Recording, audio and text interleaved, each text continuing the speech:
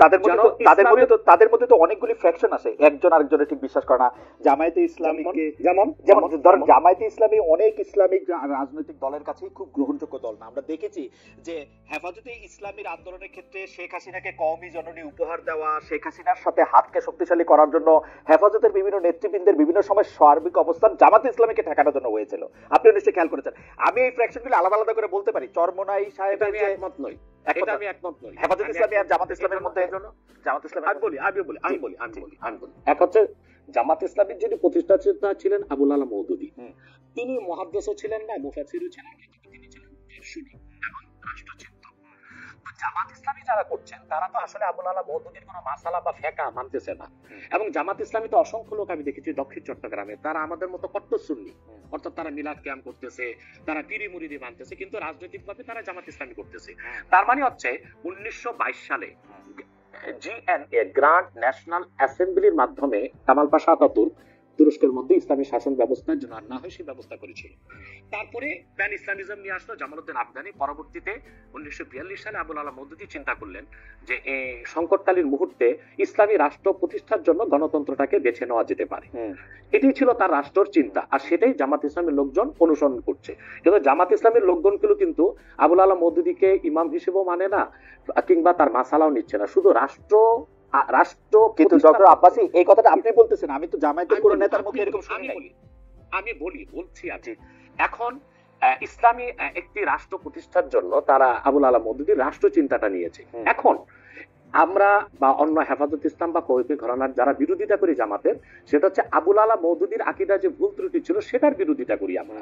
কিন্তু একটা কথা মনে রাখবেন, ইসলামের মৌলিক বিশ্বাসের ক্ষেত্রে জৌনপুর, ফুরফুরা, দেওবন্দ, কওমি, চরমনাই, জামাত, মসজিদ সবাই কিন্তু এক। ওকে, আপনি দেখেন, আপনি মনে করেন আমি বলি যেমন 13 সালের 5ই মে শাপলা চত্বরে আমি উপস্থিত হয়েছিলাম কয়েক লক্ষ লোক নিয়ে। আমি তো জনপুরের এবং আমাকে সুন্নি বলেই জানে, কারণ হেফাজত ইসলামের 13 দফা দাবি আমাদের সকল মুসলমানের দাবি ছিল। এবং সেখানে সারা বাংলাদেশ থেকে 13 সালের 5ই মে জামাত ইসলামী ও শিবিরের লোকজন 200 বাস নিয়ে উপস্থিত হয়েছিল। কারণ ওই 13 দফা দাবির পক্ষে তারাও ছিল, হয়তোবা তারা রাজনৈতিক ভাবে বলতে পারছে না, কিন্তু সেখানে উপস্থিত হয়েছিল। তো কথা হচ্ছে যে মৌলিক বিশ্বাসের ক্ষেত্রে সকল মাসলাকের মুসলমান এক, কিন্তু বাংলাদেশে রাজনীতি করার ক্ষেত্রে কিংবা নিজ নিজ অবস্থান ধরে রাখার জন্য শাখা প্রশাখাগত বিষয়ে একটু দ্বন্দ্ব আছে, এটা তো থাকতেই পারে।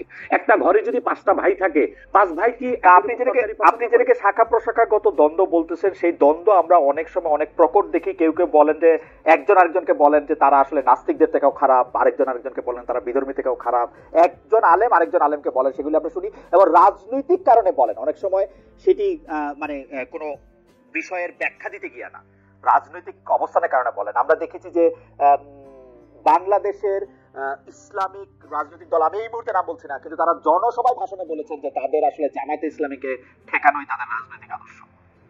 এটা তো হিংসা, প্রতিহিংসা। তো সেইটা তো আমি বলি একটা আপনাকে উদাহরণ দিচ্ছি। যেমন জামাত ইসলামীর যারা বিরোধিতা চরম পড়ে, আমি তো জামাত ইসলামের সমালোচনা করি গঠনমূলক, যেটা তাদের সংশোধন করা দরকার সেটা করতে হবে। কিন্তু আমি কি কখনো বলতে পারি যে জামাতের লোকজন নাস্তিকদের চেয়েও খারাপ? এটা কি বলা যায়? আপনি বলুন। এখন মনে করেন 13ই মে আপনি বলছেন, সেটা বলছি না, কিন্তু আমি বলছি একজন ইসলামী আলেম বলে আমরা একজনকে চিনি, তিনি আরেকজনকে বলছেন আমি তাকে চিনি। জি, ওই লোকটা যে লোকটা বলেছেন তার নামটা আমিও নেব না, কিন্তু বাংলাদেশে এমন অনেক ইসলামী রাজনীতির ব্যানারে রাজনীতি করছেন যারা কিনা মোসাদ বা র কিংবা সিআই এর পেইড এজেন্ট হয়ে বসে আছেন। এখন রাজনৈতিক আক্রোশে অনেকে অনেক কথাই বলে, যেমন জামাত ইসলামের বিরোধিতা করতে যে ফরিদউদ্দিন মাসুদ এবং কিছু আলেম শাহবাগীদের সাথে একাত্মতা ঘোষণা করছে। এটা কেন করছে? তাহলে কি শাহবাগী না, তাহলে কি মতিউর রহমান নেজামী, দেলোয়ার হোসেন সাইদি তাদের চেয়ে ভালো ছিল শাহবাগীরা? যে মতিউর রহমান নেজামী, দেলোয়ার হোসেন সাইদি বা জামাতের যাদের ফাঁসি হয়েছে তাদের ফাঁসি রায় কার্যকর করতে ফরিদউদ্দিন মাসুদ শাপলা চত্বরে চলে গেছে, শাপলা চত্বর না শাহবাগ চত্বরে চলে গেছে, নাস্তিক ব্লগারদের সাথে একাত্মতা ঘোষণা করছে। তো বুঝাই যাচ্ছে এটা একটা রাজনৈতিক আক্রোশ ছিল, রয়ের পারপাস সার্ভ করার জন্য এই কাজটা করেছিল কিছু আলেম। অথবা ওই ধরনের কোন আলেম কি বললো তার মুরিদ কত, তার জনসংখ্যা কত, সেটা কোনো দেখার বিষয় না। এটা বুঝেই যাচ্ছে কোন একটা ইন্টেনশন থেকে সে কাজটা করেছে বা বলেছে। কিন্তু আমাদেরকে তো ইনসাফে থাকতে হবে। আমরা আবুল আলা মওদুদীর বা জামাত ইসলামের সমালোচনা গঠনমূলক ভাবে করে আসছি, করতেছি। যেমন আমি জামাত ইসলামী মানে আপনি যেমন বললেন যে মওদুদী সাহেবের ফিলোসফিটা জামাতে ইসলামী আসলে সেইভাবে নিতেছে না, কিন্তু আমি কিন্তু ডক্টর আব্বাস, আমি কিন্তু এই কথা জামাতে ইসলামের কোন শীর্ষ নেতৃত্বের কাছে শুনি নাই। সত্যি কথা বলবে না। হ্যাঁ, বলবে না কেন? বলবে না কেন? তারা যদি এটা না নেয় তাহলে এটা বলবে না কেন?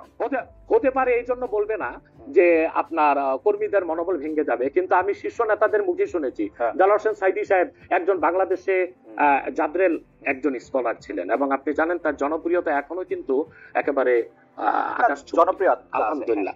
সেটা বলি, সাইদী সাহেব ব্যক্তিগত জীবনে আবুল আলা মওদুদীর কোনো মাসালা মেনেছিলেন? তিনি তো হানাফি মাযহাবের মতে নামাজ পড়তেন, লম্বা দাড়ি রাখতেন, এবং তিনি পীর ঘরানা থেকে এসেছেন। তার বাবা ছিলেন ফুরফুরার মুরিদ। ডক্টর আব্বাস, আমি এটা প্রশ্ন সরাসরি করি। ডক্টর আব্বাস, আমি এটা প্রশ্ন সরাসরি করি। আপনি সোজা সাপটা কথা বলেন, আপনাকে সরাসরি কথা বলি। এই মওদুদীর আদর্শটা জামাত সরাসরি অস্বীকার করা না পর্যন্ত আমি মওদুদী সাহেবের জায়গায় রাখতে চাই, কিন্তু মওদুদী সাহেবের আদর্শটা তারা সরাসরি ভাবে ধারণ করার কথা বলে যে একটা ইসলামিক রাজনৈতিক প্ল্যাটফর্ম তৈরি করেছে, আপনি কি সেটাতে চাইতেন? সেইটা আপনি আমল করেন আর না করেন? তাহলে দুইটা কারণে যেতাম। তো জনাব সাইদী যে গিয়েছিলেন সেটাকে আপনি সঠিক মনে করেন? না, সাইদী সাহেব কেন গিয়েছিলেন সেটা তার, আপনি বলতেছিলেন যে তিনি আমলটা করেন নাই, কিন্তু আদর্শের এই ঘরানায় কি আপনি আসতেন? দেখুন, সাইদী সাহেবের একটা বক্তব্য আমি শুনেছি। তিনি একটা সাক্ষাৎকারে বলেছিলেন যে তিনি দেখেছেন ইসলামী রাষ্ট্র প্রতিষ্ঠা করার জন্য যে জনবল দরকার, যে কাজকর্ম দরকার, উনি সেটা জামাতের মধ্যে পেয়েছিলেন। সেজন্য তিনি জামাতের রাজনীতিতে ছিলেন, কিন্তু ব্যক্তিগত জীবনে তিনি তো হানাফি মাযহাব মেনেছেন। জামাতের আকীদা বিশ্বাসী লালন করতেন অধিকাংশ ক্ষেত্রে, এবং তিনি পীর ঘরানার ছিলেন এবং পীর মাশায়েখদেরকে যথেষ্ট শ্রদ্ধা করেন। আমি আগে বলেছি যে বাংলাদেশে জামাত ইসলামী আকীদাগত দিক দিয়ে আবুল আলা মওদুদীর আকীদা সবাই গ্রহণ করে নাই। দক্ষিণ চট্টগ্রামের যারা জামাতের নেতা আমির, তারা আমাদের সাথে দক্ষিণ চট্টগ্রাম, আচ্ছা, এই ব্যাপারে আপনার বক্তব্য পরিষ্কার। আমি এই ব্যাপারে আবার উত্তরবঙ্গে যারা জামাতের নেতা তারা লামাযহাবী, তারা মাযহাবী মানেন না। সেজন্য আমি বলেছি আবুল আলা মওদুদী তিনি কোনো ইমাম ছিলেন না, তিনি ছিলেন রাষ্ট্রচিন্তক, দার্শনিক।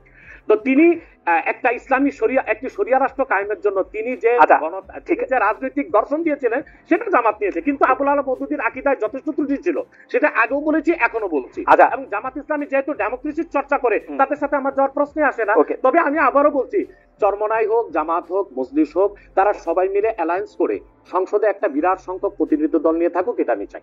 ওকে, আমি জাস্ট এটাতে একটু ছোট্ট করে একটা জিনিস যোগ করে আমি জামাতের এবং রাজনৈতিক প্রসঙ্গে আসবো। আমি শুধু একটু ধর্মীয় প্রসঙ্গে একটু আসতে চাই। আপনি লামাযাবিদের কথা বললেন। লামাযাবিদের অনেকেই, আপনি যে নিজেকে একজন গর্বিত কট্টর সুন্নি বলে পরিচয় দিচ্ছেন, সেই জায়গায় আপনাদের বিশ্বাস এবং ধর্মাচরণে, যেটাকে ঈমান আর আকীদা বলা হয়, সেটার মধ্যে অনেক ত্রুটি রয়েছে বলে তারাও মনে করেন, এবং তারা এই ব্যাপারটা নিয়ে তারা একটা অবস্থান নিয়ে থাকেন বিভিন্ন জায়গায়।